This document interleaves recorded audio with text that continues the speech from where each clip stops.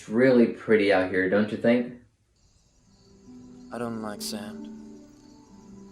It's coarse and rough and irritating, and it gets everywhere. What? Something on my back?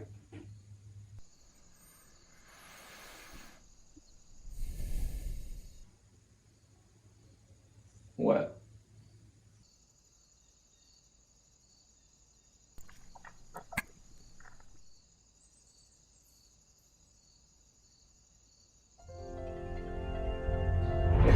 Bro, stop.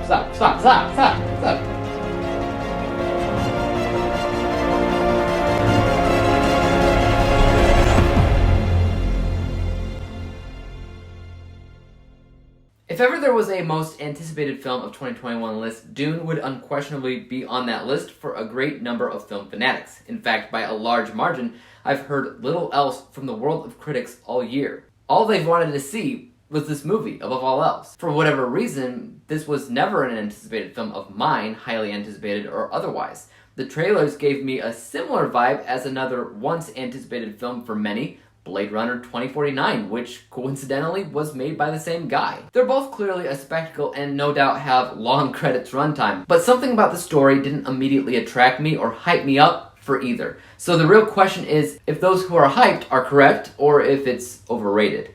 Let's get cracking. Dune is ultimately a science fiction film about a young man that is tasked along with his father to head up a mining operation on a dangerous planet where the most desired element, spice, is found, and everybody wants it. The land is occupied by giant sandworms, sandstorms, and enemies lurking in the shadows, making it nearly impossible to live more than a couple of hours outside. So before getting into the particulates, I did want to say that I know nothing about the source material.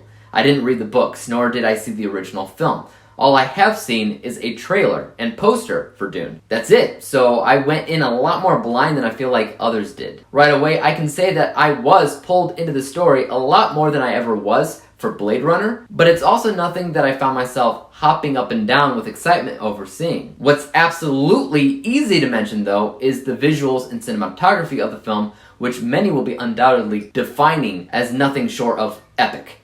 This is a detail that I'm sure you probably could have already guessed from the trailers that already do a remarkable job on their own, showcasing an entirely new universe of politics, creatures, and treaties not uncommon in any good science fiction fable. And once you watch the film, you get a clearer understanding of the story itself and how it's essentially fueled by what I consider to be kind of a MacGuffin. Albeit a unique MacGuffin at that, a mystical element known most commonly by its street name, spice, an element in the desert that is mined for its properties, and these properties range in expanding people's lives, increasing their mental capacities, as well as randomly allowing interstellar space travel to work more efficiently.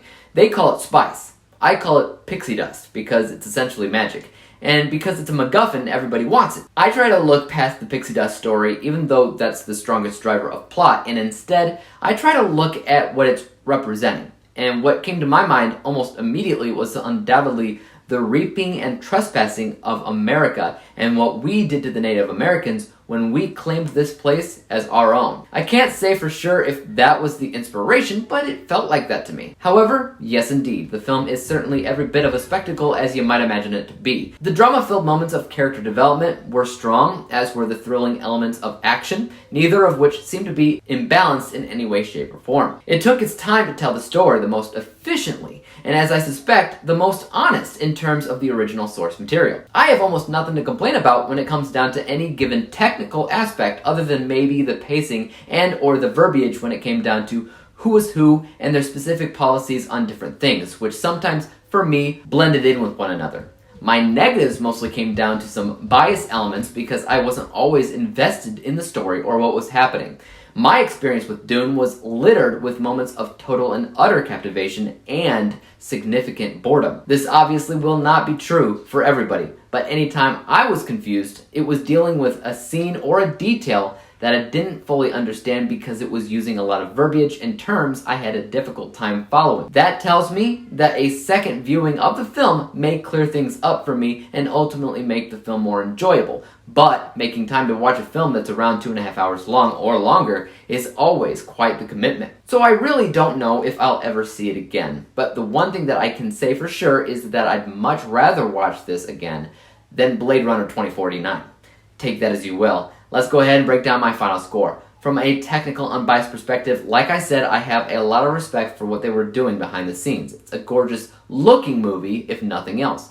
Good action, good character development, good building tension for certain scenes. Cinematography is very believable when it came down to transporting you to another world. Though, I would say that I didn't particularly care that much for pacing. This score is 82%. How about what I felt about the film in general, or my bias score? Again, I don't hate the movie. It's specifically much better than Blade Runner in my opinion, and there are definitely moments that sucked me in. But there are also moments that didn't. Moments that had me yawning a little bit. So this score is going to be a little bit lower, but still pretty fair at 76%.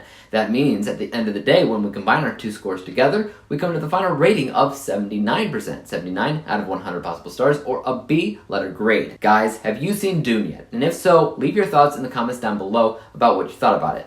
Did it meet your expectations? Or did it not? Let me know. And as for YouTube, you guys know what to do. Hit that like, subscribe button, and bell to be notified when I come out with my next review. And until then, peace out! Dave examines movies we just watch for fun. Davey is the expert.